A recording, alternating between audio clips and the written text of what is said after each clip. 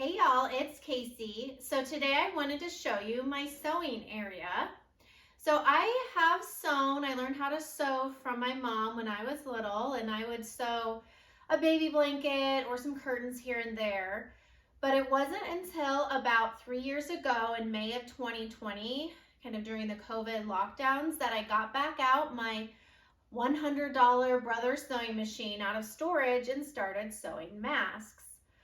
And then one day I was bored on Etsy, which boredom is usually what leads me to start a new expensive hobby, so very dangerous.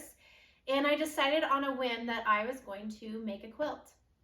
And so several years and lots of hours and projects and acquisitions later, here is my sewing studio.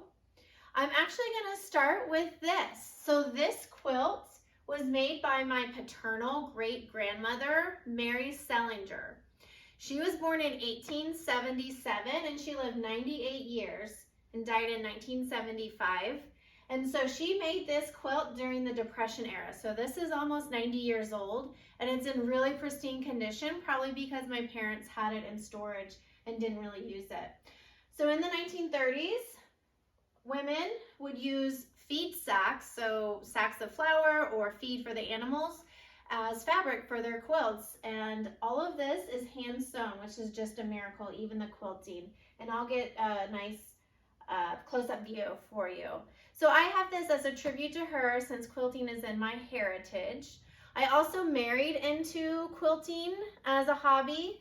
My husband's grandma, Mimi, she turns 92 this month, and she is farm folk, born and bred, and she quilted for years as well, and she still dabbles in a little bit. So it's fun to have quilting in my immediate family and then in the family that I married into as a hobby. It is probably a dying art, but it is something that I love to do. So I'll show you around my quilting space.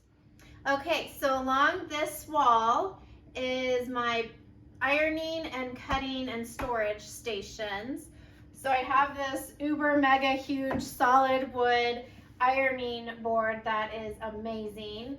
And I have a Panasonic cordless iron, which I absolutely love. And then a couple other ironing tools, anti-fatigue mats because I'm getting old. And then this is my cutting table. It's huge, which I love. I have the nice big cutting mat, my cutting and other tools, and then all of my rulers here. And this doubles as storage, so I have a lot of my smaller fabric scraps in here and other items on this side as well. So there's actually a little secret behind the quilt. This is what's called a design wall. So essentially it's a big piece of felt which holds the fabric up. And so I can sit here and I can design quilts and move the pieces around and it just sticks, and it's really super easy, and that way it's up and off the floor because kids and cats want to walk all over everything that's on the floor. So super secret hidden design wall behind my great-grandmother's quilt. And then this wall also holds all of my threads. So I have embroidery and then other threads here on my thread racks. Last but definitely not least is my sewing table. I did upgrade from my $100 Little Brother sewing machine to a Janome Memory Craft 15,000. This machine I got for a steal of a deal on Marketplace. And we have a ton of fun together. I think she's smarter than I am, actually. So she sits on my L-shaped table. I have a little drawer with tools in it, a comfy chair, my noise-canceling headphones so I can listen to audiobooks. And because this basement has no natural light, I have this task light by daylight. I can move it. There's 3 different light settings. Really crucial to being able to see all the fine details of quilting. And I'll turn her on real quick.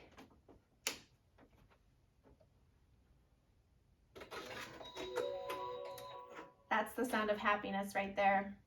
And she has her own little task light. So stay tuned. You'll see us together a lot more as I show you some sewing tutorials and quilting tutorials as well. Thanks for watching. Bye.